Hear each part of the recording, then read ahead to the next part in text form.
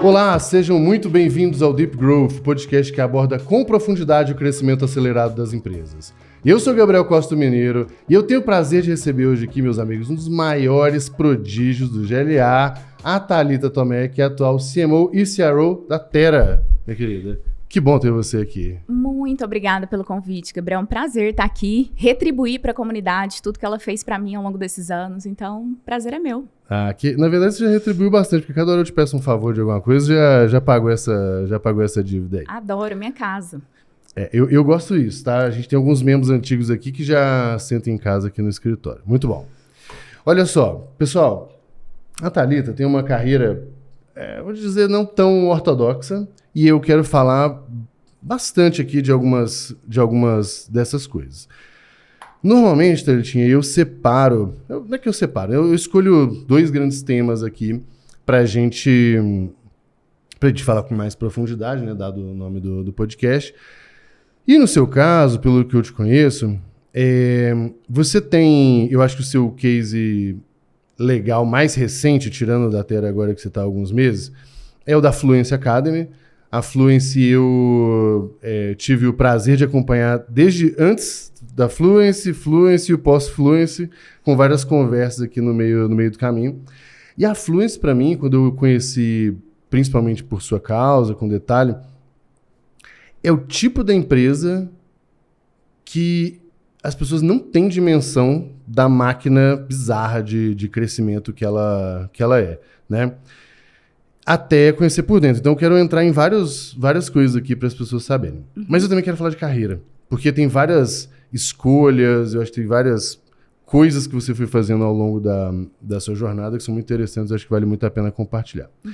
Para a gente começar, conta a sua história resumida, que daqui eu vou puxando alguns pontinhos aqui. Tá. Não tem como eu falar da minha jornada sem falar de que eu sou filha de uma professora de escola pública e de um publicitário que foi diretor nas afiliadas da Record e da Rede Globo em Uberlândia. Então, sou uberlandense, mineira, comecei minha jornada lá no interior e acho que tem algo muito legal, assim, que o começo da minha carreira, nada ortodoxa, eu fui professora de crianças, também coordenei escolas, etc., mas por um período muito pequeno. Também fui professora na Federal, lá em Uberlândia, assim, nessa indecisão do que fazer. Mas teve um concurso público nessa Federal, eu não passei, foi a melhor coisa que aconteceu na minha vida, assim. Eu acho que eu não estaria tão feliz, porque o que me guia ali de felicidade na carreira é poder viver experiências diferentes, desafios novos. E se eu estivesse ministrando a mesma matéria por 20 anos, eu estaria super infeliz. Então, quando eu fui mãe ali, meu filho já tem 13 anos, o Miguel, e quando ele nasceu, eu falei, cara, eu preciso tomar um rumo diferente, assim, não quero voltar para a sala de aula, educação não é minha praia, o que eu vou fazer, assim? E aí eu fui empreender. Então, lá em 2012, eu comprei uma revista Exame, e aí na capa dessa revista tinha as 50 franquias de menor custo no Brasil para se investir. Legal. Eu e meu marido, a gente falou, cara, é isso, vamos empreender, vamos olhar para isso, e eu descobri uma franquia de educação. Então, conectava a minha formação, o momento que eu estava ali, que era Ensina Mais, do Grupo Movedu, lá de São José do Rio Preto. E aí é uma escola de apoio escolar, com aulas complementares de português, matemática, robótica. Acho que hoje eles mudaram um pouco o negócio, mas ainda tem essa essência. E aí eu cheguei em São José do Rio Preto para comprar essa franquia, saí de lá com uma master franquia. Ou seja, o direito de operar 300 unidades em torno do Triângulo Mineiro, Minas Gerais, Alto Paranaíba. E assim foi, assim. Saí de lá como master franqueada, vendi minha casa, eu tinha uma casa num condomínio, tudo que eu tinha de grana, e meu marido até aquele momento a gente colocou nesse negócio. Só que foi a minha principal escola, assim, acho que quando eu olho para trás, essa jornada foi uma decisão muito, muito importante para quem eu sou hoje, porque acho que carreira é só a consequência, assim, isso foi moldando a Thalita como ser humano, aquilo que é essa coisa do Ikigai, de encontrar felicidade, aquilo que te faz bem. Então, essa decisão ali foi muito importante. Quando eu entendi o jogo do franchising e que de uma master franquia, que era vender franquia e fazer com que esse franqueado operasse, ganhasse dinheiro, e o meu negócio também precisava dar dinheiro para que a minha tese, o social proof, ele fosse verdadeiro, né? Esse negócio é de verdade, ele realmente dá grana. eu fui para campo, assim. Então, desde abrir a minha própria unidade, gerir ali uma escola com 300 alunos em Uberlândia, superfaturamento, eu comecei a expandir unidades franqueadas ali no Triângulo Mineiro. Então, a gente chegou a ter 53 unidades em operação, 10 em Uberlândia, Tuitaba, Uberaba, em todas as cidades ali do Triângulo Mineiro, mas também fora do Brasil. E aí deu muito certo. Nesse momento, eu recebi uma visita na minha unidade da Endeavor, que o Rogério, o Gabriel, o fundador, ele estava com uma parceria com eles, acho que estava entrando ali dentro da jornada empreendedora da Endeavor. E aí eu falei, cara, eles, assim, foi muito legal, assim, muitos papos. E aí eu falei, eu quero estar dentro da franqueadora, eu quero ter a possibilidade de mudar ainda mais esse negócio e pode ser a minha primeira jornada executiva. Então, eu fiz um movimento contrário. Então, eu empreendi para depois trilhar uma carreira executiva. E aí, fui para São José do Rio Preto, levei Lucas, Miguel, a gente mudou para lá e fui trabalhar dentro da franqueadora, dentro do negócio, assim, para liderar uma unidade estratégica de negócios de uma marca do Grupo Movedu. E aí, foi outra escola e foi muito legal, assim. A gente continua operando as franquias ali, então uma master franquia tem um período de 10 anos, e é muito legal porque você passa a viver dos royalties, dos seus franqueados, do seu próprio negócio, ao mesmo tempo que eu estava dentro da franqueadora, podendo participar de decisões estratégicas, me desenvolvendo e principalmente desenvolvendo sobre marketing e vendas. Legal. Ali naquele momento eu lembro muito, eu tive um primeiro mentor que é o Camilo, que ele ainda está dentro dessa franqueadora, que era o diretor de marketing, do Grupo Movedu naquela época, e eu entrei para ser liderada por ele. E aí toda a minha escola de marketing e vendas nasceu ali naquele momento, assim, muito prático, de criar campanhas para franqueados, campanhas de incentivo, campanha de vendas para alunos, e a operação comercial. Então, como é que você capta leads? Naquele momento era ainda pouco digital, assim, a gente fazia desde panfletagem na porta de escola, outros métodos para geração de interessados, macrocaptação que a gente chamava, até a conversão desses leads. Então, eu fiz muito atendimento de matrícula, de vendas, tanto na minha unidade quanto nas dos meus franqueados ou da própria rede. E aí, a gente precisou voltar para Uberlândia. Naquele momento, o Lucas tinha aberto mão de tudo que ele tinha para poder para seguir comigo, mas chegou o momento dele ir para a carreira dele ali. E aí a única franqueadora em Uberlândia nessa área assim era a Park Education, que é uma rede de escolas de inglês.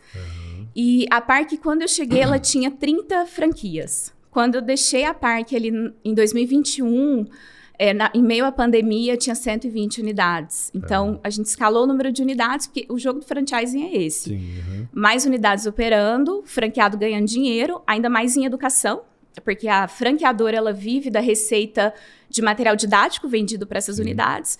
Então, tem um interesse legítimo ali do franqueador fazer com que o franqueado ganhe dinheiro, que ele cresça e tal.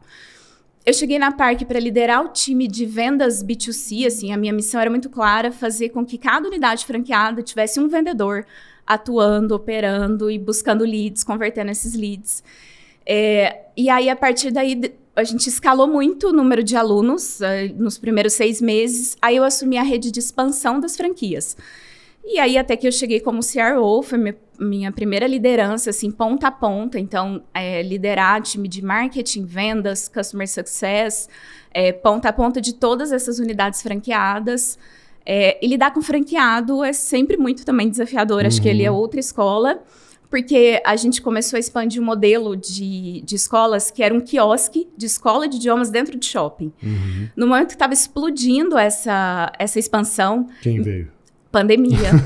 Eu lembro que no ano anterior da pandemia, em 2019, a gente tinha saído de uma feira aqui em São Paulo do Sebrae, que a gente vendeu mais de 12 quiosques, assim, em 2 dias.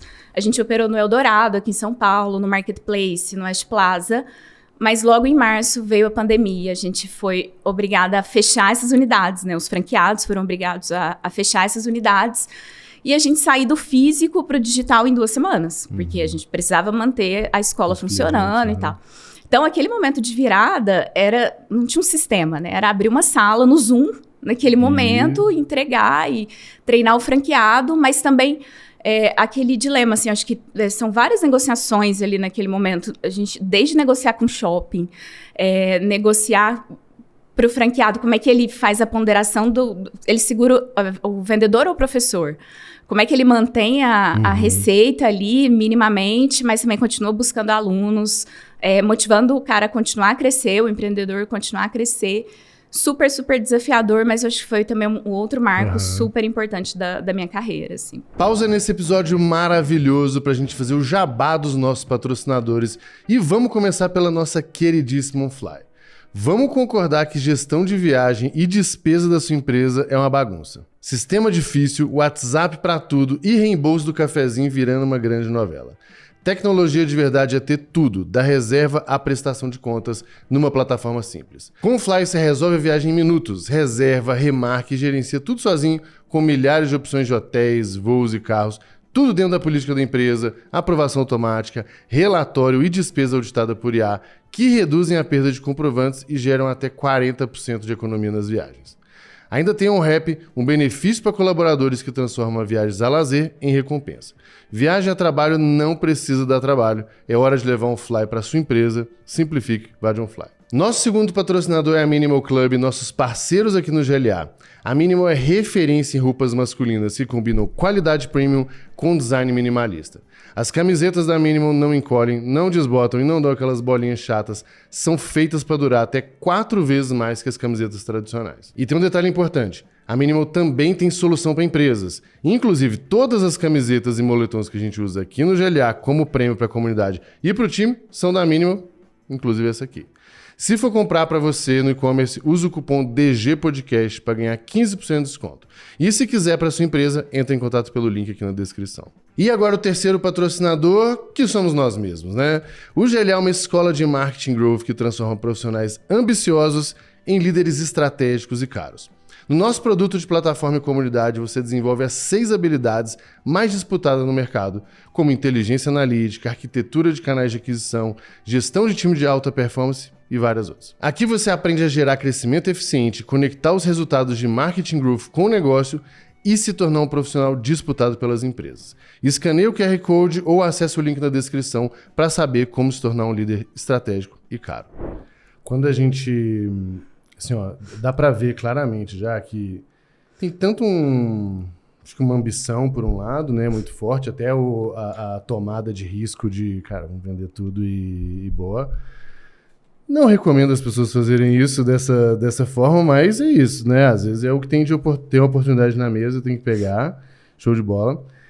E aí dá para ver que é uma escola não só de crescimento, eu acho que de multi-áreas, vamos botar assim, mas também essa dinâmica de muita gente, né? Gente franqueado, gente franqueador, gente time seu, time do franqueado, cliente do franqueado, enfim, né? Então, aqui eu acho que traz uma coisa muito legal na sua jornada, que é uma boa capacidade de formar time, montar time. Mas antes até de entrar nisso, esse aqui é o que eu entendo que é, vamos botar assim, a formação da Thalita profissional. E daqui você vai para o mundo de tech, né? Se eu não me engano, foram 3, né? Grão Direto, a Fluence e a Terra. Uhum. O que te fez sair desse mundo da franquia e o que você viu ali na Grão Direto? E depois, principalmente Fluence, que é aqui que eu quero entrar com mais detalhe. Entre 2019 e 2020 ali, eu comecei a conhecer o Gabriel. Isso aqui acho que eu não sei nem se eu te contei, mas... Também não sei. O Paulo, né, que é o franqueador ali da Parque, ele acompanhava a Singu na época e tal, acho que, não sei se como conselheiro, mas ele levava vários estudos de caso pra gente sobre a Singu e o momento de escala, modelo de negócios. Até porque a gente também tinha o papel do micro franqueado, que era o professor, entregando o produto ali na ponta e tal. E aí comecei, acho que naquele momento também você começou a produzir os primeiros materiais, a gente começou a conversar, a gente se conheceu. Em 2019 para 20 eu também conheci o Reforge. E aí, acho que isso foi um marco, assim, quando eu comecei a receber esse tipo de conteúdo, entender o que eu já fazia, mas não tinha um nome. E a gente começou a dar nome como Growth. Depois ficou muito hypado, mas não tinha nome, assim, né? Imagina, o que é essa coisa que conecta marketing, vendas e produto? E aí eu falei, cara, é isso que eu faço, é isso que eu sou boa. E aquela síndrome, e essa coisa que você falou, de vender a casa, o risco, eu acho que isso tem muito de quem eu sou, assim, de sempre querer mirar o próximo passo. E não ter medo de enfrentar o risco, as consequências dele. E eu acho que é isso que sempre me impulsionou. Então, naquele momento ali, eu tava acomodada. Eu tava batendo todas as metas. E meio uma pandemia, falei, cara, será que eu sou boa só para escalar negócios de educação? Porque eu tenho uma formação nisso. Ou eu sei escalar qualquer negócio? E aí foi quando eu comecei a me candidatar em algumas vagas. E aí, ainda, o trabalho era sempre presencial, não tinha possibilidade de sair de Uberlândia. Uma das vagas que me chamou a atenção era numa AgTech, que foi a Grão Direto.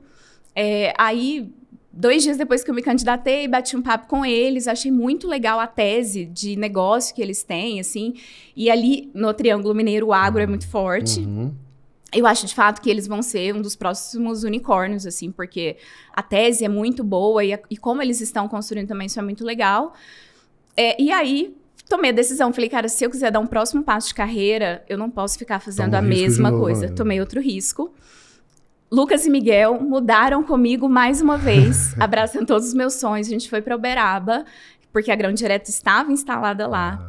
Mas também, aí foi outra porta que abriu, outros desafios, e é isso. Aí é o universo da tecnologia, outro modelo de negócios, assim, é outro jogo, a forma de como as coisas são feitas, a agilidade dos processos, a forma de se construir o produto ali também é muito diferente. Então, foi uma outra escola e que foi muito legal, e porque teve também a mudança do segmento. Então, processo de vendas ali pro B2B, muito conhecer esse universo das tradings, a precificação das commodities agrícolas. Aí você tem o SMB, que você lida com cooperativas rurais. Aí você tem o revendedor, tem o atravessador que também tá nesse processo. E aí eu comecei a entender o jogo do marketplace. Um modelo completamente diferente, que eu não tinha nem ideia de que existia, ainda mais no agronegócio. E nisso foi construir time. Acho que a primeira vez que eu construí um time de growth mesmo, onde eu tinha pessoas de marketing, pessoas de produto, tecnologia ali comigo, para poder criar soluções, a gente poder testar, iterar e validar. E time de vendas mesmo, para a gente poder tracionar esse B2B ali, que é trazer clientes corporativos para dentro da plataforma e desenvolver produtos para esse público de tradings e revendedoras e cooperativas. Então, foi outro movimento também, que é outra escola. Boa. Nessa época, a gente... Aí até estava conversando mais, aí o GLS existia, porque ele também, antes disso, ele não existiu oficialmente, né? E aí, você estava num dos nossos programas lá, e de repente você falou assim, olha, Mineiro, eu vou para um lugar aqui, cara, achei muito foda, muito legal, que chama Fluency Academy. Eu falei, que merda é essa? Nunca ouvi falar na minha vida, vamos investigar. E em São Paulo, já notei uma frase interessante, você falou assim, educação não é a minha praia, né? Beleza. Você lá naquele momento. Aí você trabalha com franquia de educação, depois a Fluency de educação e a tele de educação. Grande hipócrita você nessa frase, mas tudo bem, tudo bem. E a Fluency, para mim, como eu disse, é um case muito doido, assim. Muito doido mesmo. Eu acho que ele é uma empresa fora do eixo, tô em Curitiba, né? Não tá em São Paulo, não sei o quê. É um case que não tá no mainstream de tech. Então, assim, eu tô muito no meio de um monte de empresa e tal, e eu nunca tinha ouvido falar. E já estava grande, na verdade, lógico, cresceu muito mais depois, mas já era uma empresa super legal. E meio que vendendo um negócio que eu vi a vida inteira sendo vendido do mesmo jeito, inclusive do jeito que você também vendeu, sendo vendido de um jeito completamente diferente. E E uma das dinâmicas, né, que você até me convidou quando eu fui lá na Fluence, que eu entendi o jogo, porque aí eu vi número, eu vi a dinâmica, eu vi as máquinas, aí eu realmente fiquei muito impressionado. E é um case muito bizarro. E eu queria muito que você contasse aqui, porque tem alguns pontos que eu quero entrar sobre máquina mesmo de crescimento, sabe? Boa. Bom, sobre a hipocrisia da educação, acho que eu tive que sair desse segmento para ver o que é o meu propósito, assim, sabe aquela coisa de fazer o coração bater mais forte? E aí tem essa coisa do DNA, de ser filha de professora.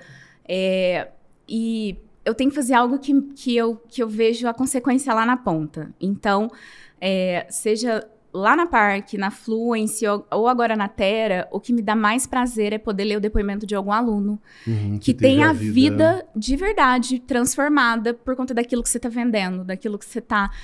Isso para mim é muito forte. Todos os dias que eu tô num momento ruim ou muito desafiador, esse é meu banho de energia, assim, eu faço muito isso. Nesse momento ali de ir para a Fluence, conhecer a Fluence, foi muito porque eu estava buscando essas oportunidades mais remotas, assim. Falei, cara, acho que dá para sair do eixo Triângulo Mineiro. E ainda era uma época que favorecia isso ainda, né? Super. Hoje tá mais 2021 complexo, né? para 22 e tal. Então, acho que... e aí, era a minha oportunidade de sair daquele eixo Triângulo Mineiro. Eu sabia que para eu poder crescer e para eu chegar onde eu queria estar, não seria ali naquele eixo. Então, a gente estava numa dinâmica do GLA para poder mapear empresas com propósito parecido com o seu. A gente fez uma matriz, assim, e aí comecei a pesquisar essas empresas, encontrei a Fluence e comecei a ler sobre a primeira vaga que eu me cadastrei. 2 horas depois eles me ligaram, e aí eu fui conhecer o Finn, conheci depois o Ravi, e aí foi amor à primeira vista, assim, pelo que eles fazem, como eles construíram tudo aquilo, a qualidade do produto, e o momento que a empresa estava, e o fato de eu poder continuar lá no Triângulo Mineiro com qualidade de vida, mas vivendo algo super incrível, grande e transformador. Então, não pensei 2 vezes, tomei essa decisão, fui trabalhar com eles. Mas também dentro da Fluence foi uma jornada diferente. Eu não cheguei dentro do time de marketing. Eu cheguei para fazer o go-to-marketing da plataforma de aulas de conversação. Porque até então eles tinham IALSA, mas agora é Fluence Talks. A gente também fez esse rebranding ali. E aí, quando eu cheguei para fazer esse lançamento da plataforma, era para trabalhar ali dentro do time de negócios, junto com o time de tecnologia. E aí foi incrível, porque era para lançar o produto e, ao mesmo tempo, modelar as métricas de negócio. Como é que você remunera o professor? Qual que é o unit economic de uma aula? Qual que é a margem de contribuição e receita por turma? Porque tem produto individual, produto turma. Como é que se disponibiliza horários das 7 da manhã às 10 da noite por níveis de alunos diferentes? E ao mesmo tempo em que a gente precisava ter uma plataforma em que o aluno tivesse um portfólio, um cardápio de professores para poder escolher e se conectar. Nisso eu trouxe vários insumos da Grão Direto, porque lá é um marketplace em que o produtor rural, ele também se conecta com o comprador de grão. É uma conexão entre quem quer comprar e quem quer vender grãos. Perfeito. Lá na Fluence, né, no IALSA, era conectar o professor e o aluno a partir das suas próprias características e tal. Então, eu também estava muito em contato com o time de tecnologia para entender como é que seria essa plataforma, do front ao back-end, assim, de como que o aluno poderia ter uma experiência muito melhor para chegar e encontrar o professor que ele queria no momento certo, fazer a aula dele e ir embora. Porque na Parque também, eu sabia que esse era o grande problema. Eu ia falar isso agora. Para mim, eu ia falar assim que... O que para mim, exatamente quando você descreveu, eu falei assim, cara, o que me dá a sensação é que tecnologia viabiliza resolver um problema muito fundamental, que é completamente impraticável de ser resolvido no modelo tradicional, presencial, porque você... Assim, pela simples dinâmica de, às vezes, simplesmente não dá para ter um outro professor porque não cabe no horário, né? Tipo, fisicamente falando. Não tem uma sala disponível. Então, mesmo que você... fazer o match já é muito difícil, porque, cara, o que tem é isso aqui, é esse horário e boa. E mesmo que você ainda conseguisse, tem um tanto de fator externo limitante que tecnologia resolve, se não todos, a grande maioria. Então, vem uma camada de tech para endereçar um problema de educação, na real, né? Exato. E de aprendizagem, e consequentemente de engajamento, retenção. Quando eu ia modelar a estrutura dessas unidades, né? Porque quando você está na expansão de uma franquia, você pensa na arquitetura do que você está vendendo. Uhum. Então, e numa escola, o número de salas é fundamental, porque Sim, é o retorno do investimento por metro quadrado. Metro quadrado, é. E aí, quando você tem uma taxa de ocupação dessa turma, que você precisa garantir um mínimo de receita para ter margem de contribuição, para pagar o seu aluguel e pagar o professor, isso é o maior desafio do É franqueado. uma engenharia fodida, né? E assim, tem turmas, né? Se a turma ela tem evasão, aquela receita, aquela margem de contribuição do franqueado vai diminuindo a turma e o negócio fica inviável. Muitos franqueados operam com turmas negativas, porque naturalmente as pessoas vão desistindo ali ao longo do curso. Quando eu entendi todo esse problema e cheguei na Fluency, a gente tinha oportunidade. Primeiro, não tem turmas. Eu faço aula, eu entendo o meu nível, entendo a minha necessidade e eu faço aula com diferentes pessoas a partir da minha necessidade. Se eu quero acompanhar aulas em grupo, eu tenho a opção das aulas individuais e tal. Então, eu sabia que isso seria o game changing do modelo de negócios para poder ele ser escalável e ainda assim entregar uma qualidade, porque tinha todo um lado do time pedagógico pensando em garantir um guide de aula que pudesse o aluno sair dali com o número de palavras que ele precisava garantir para ter uma jornada de aprendizagem e tal. Então, tem esse lado ali, e eu acho que consegui, então, conectar as duas coisas. Toda essa experiência passada, e eu falo que cada decisão que eu tomei, ela foi muito importante e ela faz muito sentido onde eu tô hoje, porque isso foi dando repertório para crescer e escalar o negócio como um todo. Sim. Lá no Fluency Talks, com 6 meses, a gente já tinha 30 mil contas criadas e um rating de 5 estrelas nas aulas. Então, quer dizer, eu consegui escalar a parte de dentro para fora, porque já tinha as aulas gravadas, então a gente começou com alavancas de cross-sell e upsell para a base de alunos dos cursos assíncronos, ainda assim com margem de contribuição, com um negócio extremamente lucrativo, com unit econômico muito vencedor e com qualidade, porque os alunos, em aulas em grupo, a gente tinha um rating de 4,8 estrelas, em aulas individuais de 4,9 estrelas naquele momento, ali com 6 meses de lançamento da plataforma. Quando a gente... primeiro, né? Quando a gente fala disso, acho que é muito legal a gente já ver uma alavanca de crescimento que é através da própria base, né? De aluno. Deixa eu criar um produto para aumentar ticket. E no caso ainda de educação de modo geral, mas especialmente de idioma, você tem uma mecânica de... uma jornada, de um modo geral, desanimadora, vamos botar assim. As pessoas elas vão desistindo no meio do caminho, porque dificilmente idioma é um negócio que você não aprender agora, ser realmente, né? É um jogo de mais longo prazo. Só que, muito doido, porque você vende um outro produto, ou seja, a pessoa paga mais, mas não só paga mais, mas por ela ver mais resultado, ela engaja mais. Então, provavelmente, você aumenta o LTV de duas formas, né? Ticket e retenção ao mesmo tempo. Né? Exatamente, exatamente.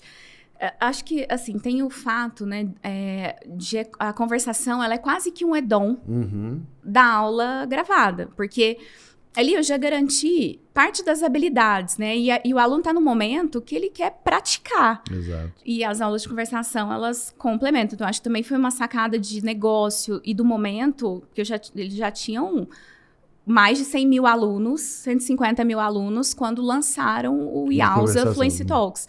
Acho que já tinha um negócio sólido de alunos satisfeitos, com nota alta em avaliação de aulas, Reclame Aqui, etc. Então, era o momento de business mesmo para lançar esse produto de aulas de conversação. Eu acho que tem isso, assim, essa coisa da atratividade, mas o mais inteligente é exatamente isso, porque a gente começou a olhar para a alavanca de cross-sell da própria base e depois a métrica principal era o take rating. Quanto dos meus novos alunos, que eu vendia o produto assíncrono, mais o produto síncrono, para poder compor aquela receita por indivíduo, né, por estudante. E também a alavanca de renovação, porque eu já tinha uma base, e aí era um instrumento para poder renovar. E isso faz com que o mesmo aluno fique com você muito mais tempo dentro daquele ecossistema, traga mais pessoas e tal. E pagando mais, né? Eu acho que essa é a parte. Mais. Não é só um mecanismo de retenção por retenção, que já seria muito bom, na verdade, né? Mas é um mecanismo de retenção com aumento de ticket, né? Exato. Você foi falando ali do envolvimento com tecnologia. E aqui, para mim, eu tenho uma tese agora, na minha filosofia de frameworkizar as coisas e tudo, do que se busca numa nova liderança de marketing growth. O que o mercado está buscando. Eu fiz uma live sobre isso e eu trouxe vários, como exemplo, né, para sustentar o meu argumento, vários exemplos de vagas, né? Peguei um monte de vaga que as pessoas ficam me pedindo e falei, tá vendo isso aqui? Tá vendo isso aqui? E aí, para mim, tem um lance que é tecnologia e AI hoje, mas com esse viés de eficiência. O líder ele precisa trazer essas disciplinas para dentro, não ficar dependendo da área do lado, não ficar dependendo de um terceiro. E o líder precisa fazer isso. E aí, inclusive, depois a gente fala da Terra, né, que é exatamente um pouco dessa premissa aqui, né? Concordo muito. Então, esse conhecimento de tecnologia, quando a gente fala de crescimento, de growth, principalmente, ele é muito... Para mim, ele é muito verdadeiro. E aí, na hora que você fala assim, eu comecei a me envolver com tecnologia porque é a experiência do cara, é o match do aluno com o professor, é um indicador para saber se, sei lá, se a minha promessa tá colando com o cara e tal. Eu entendo que, por um lado, a sua experiência na operação da Parque, enfim, né, como franquia, ele te ajudou a trazer a experiência para o mundo de tech. O que eu acho que é muito bom. Mas a minha pergunta é, como que você aprendeu a dinâmica de tech? Porque não adianta só você jogar um monte de fato para lá, sem entender também como o tech funciona, como o tech constrói as coisas, como o tech evolui, né? Como que você trouxe isso e como que essa relação com o produto tecnologia foi criada lá na Fluence? Eu acho que quando a gente fala do que é growth, né? Todo mundo me pergunta, o que você faz, né? Eu acho que essa conexão de marketing, vendas e produto, o que faltava para mim ali era esse lado do produto. E aí, a minha experiência na Grão Direto, eu comecei a entender como é que esse jogo funcionava, né? Dentro de engenheiros, pessoas de desenvolvimento, como é que os testes aconteciam, a iteração, esse lado do que a gente tem de iterar hipóteses, isso vem muito do lado de tecnologia, antes da escala, você vai aprendendo, construindo e tal. Mas a questão da metodologia ágil, acho que isso foi uma escola na Grão Direto, assim, como é que as coisas funcionavam por sprints, por projetos, e como, especialmente, conversar e transitar com essa área. Porque eu acho que a grande... e eu vi isso acontecer muitas vezes, o grande problema é quando há uma fricção do profissional ou da liderança de marketing, vendas com tecnologia. E muito naquela coisa o que é de quem? Vou lançar uma feature nova, mas isso vai impactar o meu processo de vendas atual. Como é que as pessoas conversam e chegam em algo que é importante para o negócio? Definir as métricas do negócio. Então, eu fui entendendo como é que o jogo funcionava, quem eram essas pessoas, participei de muitas reuniões e tive a sorte de, quando eu cheguei na Fluence, de estar ali sobre essa liderança meio que híbrida. No momento era do Daniel Leite, né, que era o CBO, a pessoa de business, e também do Namik, que era a pessoa de tecnologia. E aí eu tinha rituais e rotinas com ambos os times. Legal. Isso foi muito importante para mim ali e também, acho que... para o meu crescimento dentro da própria Fluence, conseguir entender o jogo, como é que ele funcionava e traduzir o que a gente queria em negócios, em marketing, vendas, para que o time de tecnologia desdobrasse, ou mesmo as necessidades do time de tecnologia, a gente pudesse levar ali para o time de marketing, vendas e a gente chegar num elo comum. Eu acho que esse foi o grande diferencial. Conversar com tech, de fato, é uma coisa à parte mesmo, porque... Já costuma ser uma turminha que pensa de um jeito muito diferente, né? Especialmente numa dinâmica de vendas e tal. E muitas vezes, eu acho que essa nossa área, ela não respeita direito. Tipo assim, tudo é fácil, sabe? Não, mas é só fazer um negocinho aqui, um negocinho.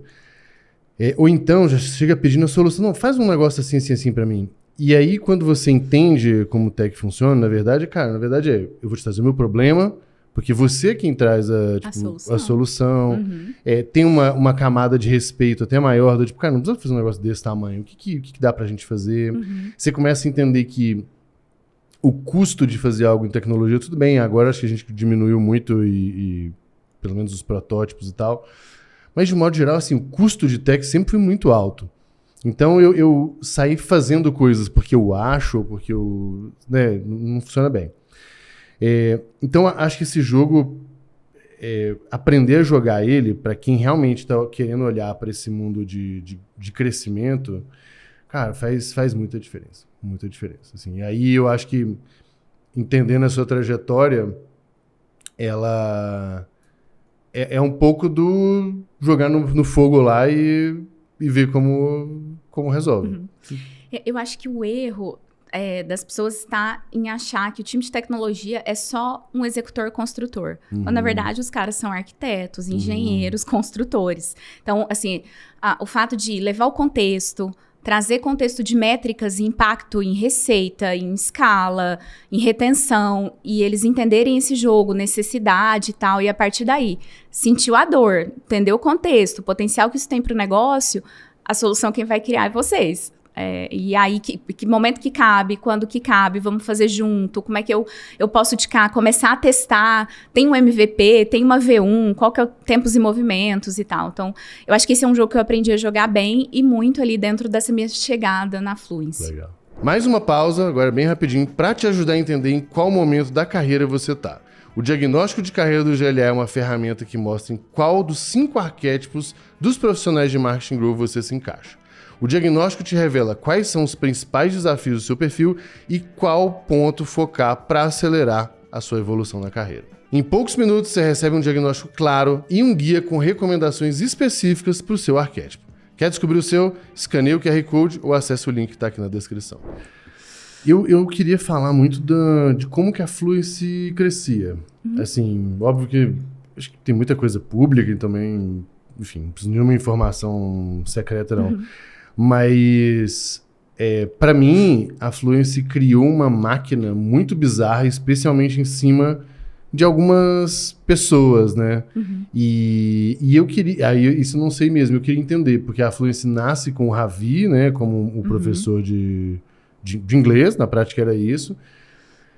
E ele começa a trazer outras pessoas. Eu realmente não sei esse início, eu sei meio que do meio para frente. Então, acho que eu queria entender como que a Fluency sai desse... Vamos falar assim, desse influenciador único e faz essa dispersão. Eu acho que essa história tem muito de quem é esse influenciador. Então, o Ravi, ele é um empreendedor, ele é um visionário mesmo, assim, acho que é nato nele. E aí, o fato dele... Acho que na cabeça dele, ele já projetava... quando ele tomou a decisão em lançar a Fluency, né, que nasceu com o inglês com o Ravi Carneiro, eu acho que ele já sabia a dimensão que esse negócio tomaria e tal. Então, e ele, assim, uma coisa que eu me conecto muito com ele é essa questão do risco, sabe? De ser ousado. Eu acho que ele foi muito nisso no momento em que o mercado de idiomas ainda era muito tradicional. Então, é claro que a pandemia, o modelo que o Ravi nasceu ajudou a escalar, que as pessoas estavam consumindo produtos online, remotos, mas eu acho que tem esse lado do como ele fez e de como ele construiu, da qualidade que ele colocou no dia zero. E aí ele conectou com o Finn, que é o sócio fundador da Fluency, um neozelandês incrível que já era empreendedor, já empreendia na Nova Zelândia. Eles se encontraram em Curitiba. O Ravi foi para Nova Zelândia para eles modelarem, criarem todo o modelo de negócios da Fluency. E ali nasceu o que hoje é a Fluency e tudo que aconteceu. Mas eu acho que ela também nasce com essa lógica de que precisa lançar, escalar, vender. Então, marketing sempre foi muito forte no DNA. Então, o modelo de negócios, né, a tese, ela está ancorada na Creator Economy, que ficou mais popular ali nos últimos 2 anos, acho que muito também da Fluency como pioneira, mas ali quando a Fluency nasceu, você tinha poucos creators no mercado brasileiro. Lançamento muito forte ali nos Estados Unidos, já tinha gente fazendo história ali. Mas eles nascem com esse modelo de lançamento, né? Para infoproduto. Infoproduto mesmo. Dessa lógica tradicional. Mas sempre com a lógica também de ter um time de vendas e uma força de vendas muito forte. Da geração de leads e da conversão de leads para a escala da entrega desses leads. Então, também num contexto de pandemia em que o custo por lead era super competitivo, em que você conseguia entregar lead barato, mas sempre também, porque eu acho que o erro ali no passado é que a galera entrou nesse mercado de lançamento, mas sem estrutura. Então, não tinha a força de vendas. Ele começou já com uma força de vendas bem estruturadas, com um processo de vendas que ele também bebeu das franquias, porque as franquias fazem isso muito bem, né? Você tem escola como o WhatsApp, o Wizard, o Ravi deu aula na Wizard ali, antes de vir para a Fluence, então tem processos comerciais muito bem estabelecidos, playbook de prospecção e tal, acho que juntou as duas coisas. Na verdade, assim, na sua essência, essas empresas, essas grandes de inglês, o que elas são empresas de vendas. Você podia botar outro produto lá que eles iam vender outro produto, né? A parte... Não tô falando que a parte pedagógica é ruim, não é esse o ponto, mas assim, claramente eles são muito superiores em processo de venda. E isso é curioso porque, assim, então, quando você fala isso e quando, por exemplo, eu lembro da minha história na RD, o que a RD fez aqui também foi trazer uma cultura de vendas muito forte, né? Inside Sales, então... Gera o lead, qualifica, aborda, pré-vendas, vende, blá, blá, blá. E aí, nos últimos anos, eu tive a oportunidade de participar de Mastermind, de acompanhar o mundo do infoproduto. E, cara, no último ano e meio, a grande revolução foi ter time de vendas. Então, está se começando a falar de CRM. Beleza, já se fala, mas é isso, um ano e meio, né? Então, de fato, acho que o Ravi trazer isso, ele talvez se comportar menos assim, cara, eu quero o melhor dos dois mundos. No mundo do infoproduto, do lançamento, tem a dinâmica, cara, de audiência, lançamento, conversão, aquela coisa toda. Mas, deixa eu pegar o outro playbook lá da escola de idioma que funciona e eu vou juntar as duas coisas. Para mim, eu tive muita sensação que foi um pouco isso, assim. É muito sobre isso. É claro que dá para melhorar o CAC quando eu não tenho processo de vendas envolvido, quando eu vendo direto no e-commerce, mas também... Você deixa muito dinheiro na mesa, né? Mas também tem o momento da jornada, né? Que momento que esse cliente está e que muitas vezes ele não reconhece naquela marca a solução para o que ele precisa. Ele precisa de trabalhar o fundo de funil ali. E não tem nenhum outro funil anterior que você consiga fazer que o vendedor explicando, tirando dúvidas, convertendo e tal. Eu acho que isso é muito importante. Eu vejo hoje em dia assim, muitas formas de fazer isso com escala, especialmente com a ascensão dos agentes, IA e tal, mas ainda assim, eu vejo pela minha experiência que eu estou vivendo hoje na Terra também. Time de vendas é muito, muito fundamental nesse processo de escala. Eu acho que a Fluence ainda tem um desafio extra, vamos falar assim, que é a mudança do paradigma de se aprender inglês. Né? Porque antes você vai ter o quê? Cara, aquela escolinha 2 vezes por semana, vai lá, aquelas mesinhas pequenas, sala pequena, pega aquelas... como é que chama lá? Apostila. Apostilas, livros. Os livros e tal. Quando a gente vai pro modelo online, cara, tem tanto de coisa jogando contra. Provavelmente, eu não sei, certamente vocês têm algum estudo de... Muito provavelmente, muitas pessoas já tinham começado um curso de inglês antes e não tinham seguido. Então, cara, como que você rebate essa objeção tendo um modelo desconhecido? Então, pensa, a pessoa já tem uma objeção, você tem um modelo mais imprevisível do que antes. Aí, isso, você não tem um time de vendas... tá bom, as vendas que são feitas direto é mais barato, o CAC é menor. Tá bom, mas quanta venda não fica para trás porque você tem que quebrar a objeção, tem que vender o sonho, né? Eu acho que, além também dessa estrutura de vendas, outra coisa que foi muito fundamental para esse crescimento acelerado da Fluence é como eles começarem a qualidade do produto.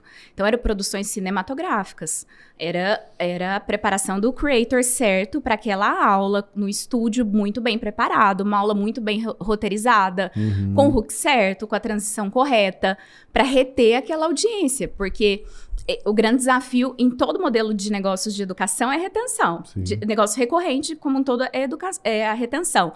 Mas como é que você faz isso no online ainda é muito mais desafiador. Quantas pessoas começam um curso todo mês e não vão do segundo mês, né? Então, acho que esse lado da Creator Economy, do encantamento, o Ravi colocou isso nas aulas desde o primeiro lançamento. Essa coisa da qualidade, é como se você estivesse assistindo realmente um filme. E sempre muito envolvente as aulas, eu acho que isso também foi muito decisivo para a escala. Para mim, tem um negócio interessante, que também estou nesse mercado de educação há muito tempo, seja por gostar e estar envolvido, seja por empreender nisso também. Um dia eu fiz uma live que era do mapa das alavancas. Eu pegava uma empresa e deixa eu analisar onde parece ter oportunidade de crescimento aqui e tal. E eu não vou lembrar o nome, mas eu peguei uma universidade. Uhum. E aí, quando eu olhei, eu falei assim, cara, beleza, fiz a minha análise ali, mas eu falei, olha, tem um ponto extra aqui, que eu tô vendo por estar no mercado de educação. O que eu vejo que o modelo antigo é que o nome da instituição é a coisa mais forte. E aí você tem um aspecto técnico ali, que vamos botar assim, o coordenador do curso é quem dá uma diretriz técnica importante. Uhum. E o professor se vira aí, é um mal necessário. Tanto é que tem professor, cara, bom, falar por o que eu já, né, R$200 a hora. Tô falando assim, de um curso de pós, o cara ganha R$200 a hora. E o que eu falei assim, olha, eu acho que vocês, né, como essa empresa, não entenderam o jogo. O professor é a estrela agora. Porque no mundo onde você tem... Essa é só a minha opinião, ninguém precisa concordar com ela, não, apesar de que eu acho que ela é uma ótima opinião. Eu também concordo com ela. Mas E finalmente, né, o professor está sendo valorizado, né? Mas beleza. Alguns. Mas o meu ponto se você tem uma dinâmica que o conteúdo por si só é uma commodity, porque você tem 700 milhões de formas de acessar aquele conteúdo, o que vai te fazer escolher o conteúdo A, B ou C? Uhum. É quem tá lá. É tipo, eu quero aprender com esta pessoa. Eu quero aprender... Ou, eu gosto do jeito dessa pessoa explicar. Não só a didática, mas a personalidade. Então, provavelmente lá na Fluency, você tem um que é o mais debochado, você tem um, às vezes, que é um pouco, né, mais sério. Você tem e vai ter espaço para todo mundo, porque no fim do dia... Cara, notícia. Quer coisa mais commodity que a notícia? Por que você sempre ainda tende a acompanhar ou é um colunista ou uma pessoa? Porque é o jeito dela de dar a notícia, é a visão dela sobre a notícia e tudo mais, né? E aí o que eu acho que a Fluency fez de forma brilhante, e aí no mundo dos negócios eu acho que quem é super brilhante nisso é o G4 também, que cara, eu vou dar palco. A estrela desse negócio, assim, a empresa ela é um viabilizador da estrela brilhar. Então, quando você fala da produção cinematográfica, por quê? Porque tem uma estrela lá. Então, você tem que tratar como estrela, você tem que valorizar como estrela, você tem que mostrar como estrela. Você vai contratar um ator de Hollywood e pegar uma câmera zoada. Não, pô, você tem que... Então, eu acho que a Fluency acerta duas vezes. Ela acerta nessa tratativa, só que eu acho que acerta mais ainda, que juntando a história da Creator Economy, que não, essa pessoa não vai só dar uma aula muito foda, ela também vai atrair aluno. Exatamente. E pra mim é o matador, assim. E aí eu queria a sua perspectiva de quem tava lá dentro, porque essa é a minha de quem tá fora. Né? É muito isso, assim, acho que acertar a distribuição desse conteúdo, porque o que eu vejo, a grande maioria das edtechs, hoje que tem modelo de negócio parecido, ainda distribuem seus conteúdos para dentro das suas plataformas. A Fluency, desde o dia zero, ela distribui o conteúdo de qualidade dentro e fora. E claro que sabendo jogar a máquina de conteúdo, que é como que eu distribuo em diferentes canais, com diferentes estrelas, que são os meus creators, que são os professores, entendendo as suas audiências e também investindo nas audiências desses professores e desses creators, para que eles pudessem produzir conteúdos melhores, que conversassem mais com aquela audiência, com a necessidade daquela audiência e criassem a dinâmica de comunidade mesmo.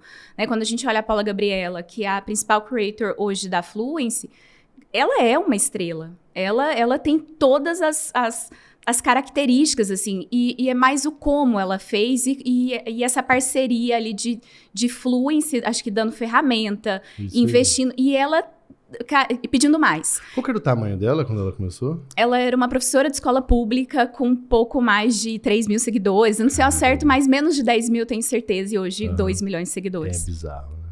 E como que a Fluency achou ela? Ou, não ela, mas ela e os outros creators. Eu acho que eles começaram um processo de buscar esses professores, né? Acho que tinha um trabalho ali do time de marketing, a Elo, na época ali, eu acho que encontrou. O Ravi tinha um framework das características. O que o bom professor precisa ter. Até agora, antes de eu sair, que a gente lançou um concurso ali para achar o novo professor celebridade da Fluency, a gente seguiu esse mesmo framework de lá atrás, de quando ele encontrou a teacher Paula Gabriela. Que é um unicórnio, assim, né? Acho que... Sim. Porque tem... E não é porque a pessoa nasce daquele jeito, é porque ela quer muito.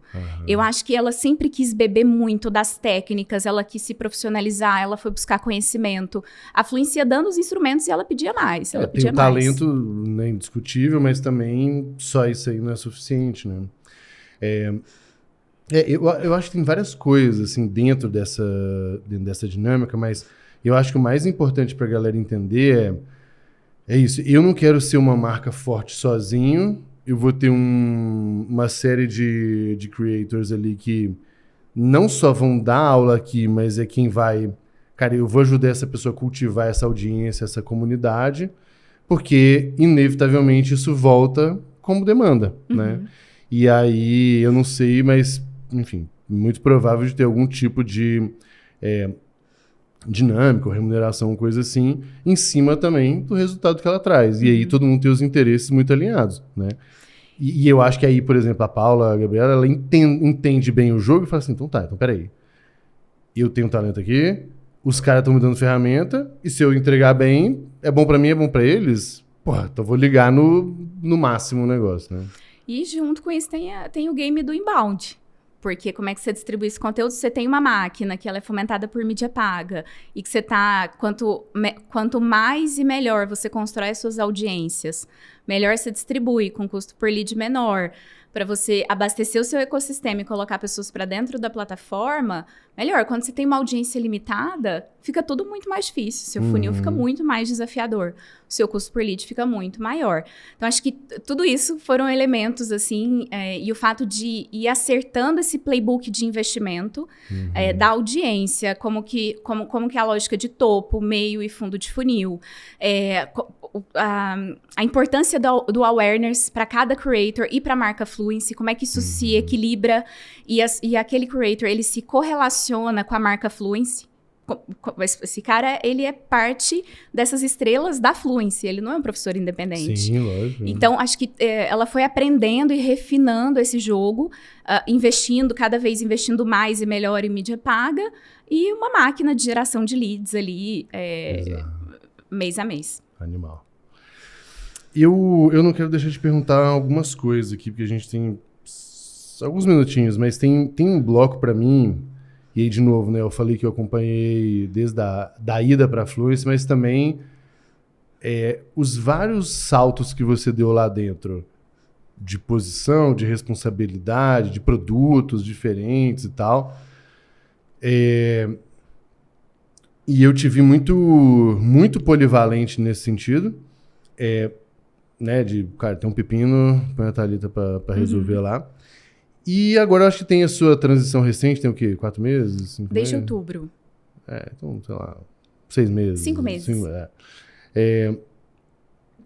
E que eu acho que traz um pouco dessa linha de transição, comportamento, a forma de trabalhar. E eu acho que você trouxe ali no início muito de ter começado, né? Começa com um lado empreendedor que exige essa polivalência mesmo e tal. Hoje, o que você acha? Tem uma pergunta que eu faço para todo mundo, eu vou te fazer também, e sem combinar para ser constrangedor, que é o seguinte, não pode ser humilde agora, tá? Tá. O que você é brilhante? Porque essa, para mim, eu consigo ver umas coisas aqui que eu teria a minha aposta, mas eu quero a sua visão.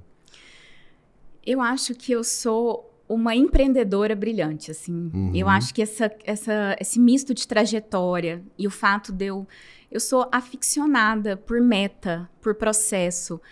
E eu vou chegar lá, assim. Eu tenho processo, metodologia para todas as coisas da minha vida como um todo, assim. Então, eu sempre consegui estipular um caminho que eu fosse seguir para eu poder chegar lá. E seja para minha vida pessoal, para os negócios que eu atuo, eu vou chegar lá. Então, acho que essa fome, essa coisa do risco, de dar o próximo passo, isso tá dentro de mim. Mas eu acho que mais do que isso, a disciplina.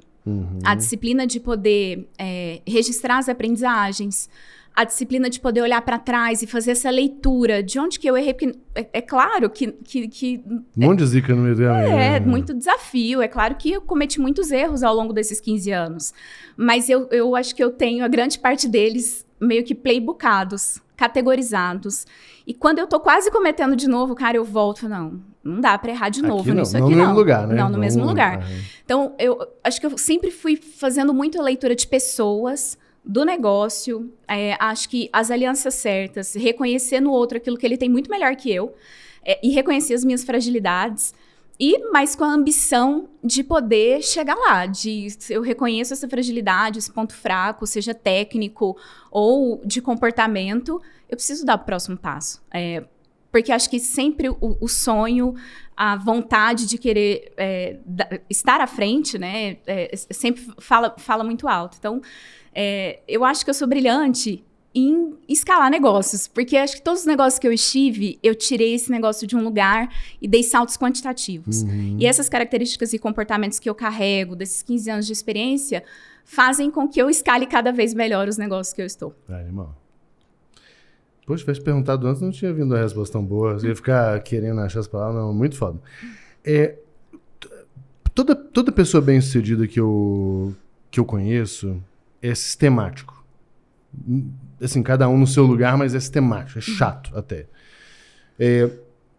E eu acho que você já expôs um pouco talvez da sua chatice aqui, que é assim, ó, você falou, né? Dessas, até botei aqui, né? Práticas e frameworks, né? O que você acha de tudo que você faz, das suas chatices, do que você sistematiza, de tudo que você faz? O que é a coisa que mais te ajudou? Eu sou chata com a qualidade, assim. Cara, nada que você me pedir eu vou fazer meio termo. Eu vou entregar o 100%. Pode não ser pra você, mas eu entreguei o 100%. Pra você precisa estar num alto nível. Precisa estar na régua alta, assim. É claro que isso faz com que... E eu sou muito intensa. O Leandro, né, o CEO da Terra, acho que o primeiro feedback que ele me deu foi, Thalita, você é muito intensa. Não tem como você não chegar jogando. E eu acho que é muito sobre isso, assim. Então... acho que eu sou chata com a qualidade, as coisas que eu vou entregar. Nesse processo agora, em que eu lidero times de marketing, que eu sou dona e eu tenho que cuidar do território verbal, do território visual da marca. E dá para fazer as coisas muito bem feitas, não é questão de recurso. Acho que as pessoas também poderiam desdobrar. Eu acho que eu vou passando isso para os times que eu atuo e tal. Então, não dá para subir uma campanha sem tagueamento e a gente depois não conseguir fazer a leitura de dados. Não dá para eu ter uma jornada mínima dentro do meu CRM para um funil que eu acabei de criar. Eu acho que ser chata, principalmente com arroz com feijão, para entregar brilhante, aquilo que é o básico. Todo mundo já testou, falou, já fez. A gente vai fazer o básico, mas a gente vai fazer muito bem feito. Eu acho que é isso. Animal. E o que você acha que... Acho que assim, ao longo da carreira, a gente tromba com gente de todo tipo. Tem gente, sei lá, mais brilhante, mais dedicado, menos dedicado, e por aí vai. E a gente sempre tromba também com as pessoas que a gente fala assim, caramba, velho, se essa pessoa, tipo, sabe, acertasse isso aqui ia ser uma potência bizarra. Muitas vezes a gente no papel de liderança, inclusive, ajuda e guia e tal. De um modo geral, o que você acha que mais falta nas pessoas que, vamos botar assim, que de fato têm um potencial enorme e não estão aproveitando? O que mais falta nelas? Resiliência. Eu acho que as pessoas, elas não são suscetíveis a erros, a desafio. Qualquer desafio, as pessoas estão desistindo. Espanam. Isso cada vez mais forte, assim. As pessoas, elas já querem partir para o próximo sem ter vivenciado aquele todo, porque é ali que o crescimento acontece. É no desafio, assim. Então, acho que as pessoas são pouco resilientes. E eu acho que eu aprendi na minha jornada, eu sempre fiquei muito tempo, né, nos lugares que eu passei, porque eu precisava fazer bem feito, assim. A hora que tivesse monótono, aí eu tô pronta para dar o próximo passo. Legal. Quando eu não fiz tudo que eu podia ter feito ali, eu não vou dar o próximo passo. Então, eu acho que as pessoas hoje, elas... eu mentoro muitas pessoas, né? Muita gente me procura para poder bater um papo, assim, eu converso com muita gente. E eu vejo que todos os problemas, eles são tão pequenininhos, só que as pessoas já chegam falando, eu vou desistir, ou vou desistir do meu negócio, eu vou pedir demissão amanhã, não quero mais, vou mudar de área, por problemas tão pequenos. E Thalita, a gente... Bom, eu já recebi o Leandro aqui, a gente tem um podcast inteiro sobre Tera, sobre a visão, inclusive foi bem na época da gente... Bem na época de vocês, na verdade, né, lançarem o MBA. O que na prática hoje, né, quando você sai de uma terceira ou quarta empresa de educação e vai para uma outra empresa de educação, já que você falou que a educação não é a sua praia e tudo mais, né? O que hoje, assim, quando você entra na Tera, você tem de grande desafio? Porque a Tera nasce com um viés de produto, no fim do dia, né? Acho que a Tera está vivendo um momento de turnaround. É uma mudança completa de posicionamento. Ela sai de uma escola para profissionais de produto com a visão de ser uma AI School.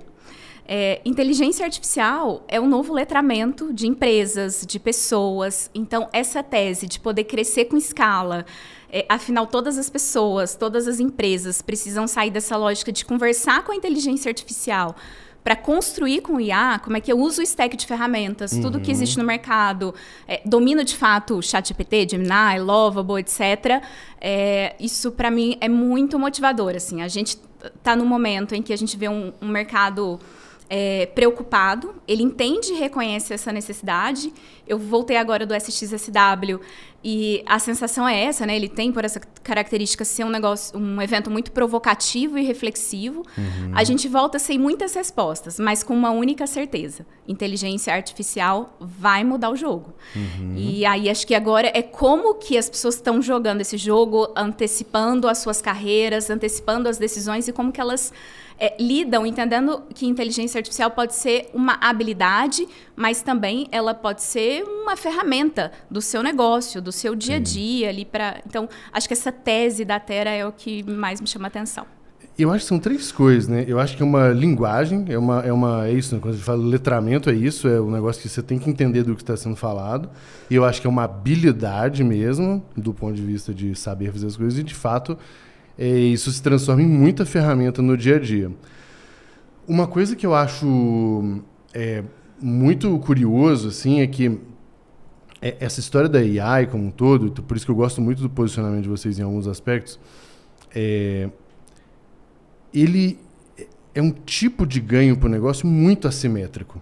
Na prática, se você, cara, se você não faz nada e está competindo com alguém muito bom, assim, não tem mais o que fazer. Não, é muito, muito destruidor. E aí o que eu acho que as empresas... que eu acho que a sacada é que vocês têm uma frente B2B também, né? Não só da pessoa física estudando. Mas, assim, de fato beleza, eu acho que tem um monte de empresa que entendeu que tem que ir por esse caminho, mas entre entender e fazer alguma coisa e, de fato... E eu acho que é esse gap aqui que vocês, pelo que eu entendi, é onde vocês estão entrando, né?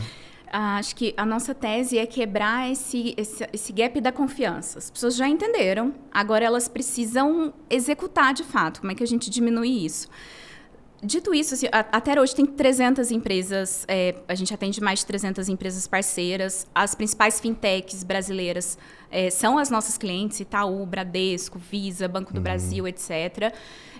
E aí ela também entendeu como jogar o jogo. Assim. Dentro do mercado corporativo, existem inúmeras nuances. Sim. Então, acho que o fato de a gente ter soluções extremamente personalizadas é a nossa unfair advantage.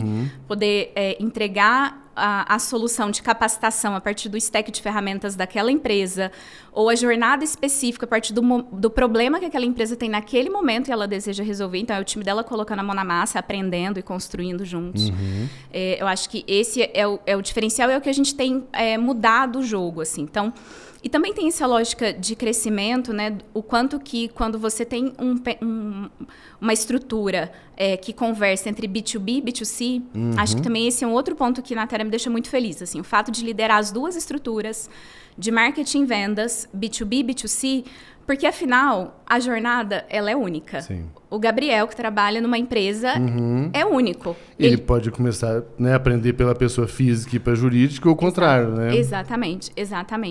Então, acho que poder também reconstruir esse playbook, poder encontrar alavancas novas, tanto para o B2B, para o B2C, dentro de um produto que é tão legal, está sendo tão bem construído, bem configurado, eu não tenho dúvidas que eu estou no lugar certo agora. Animal.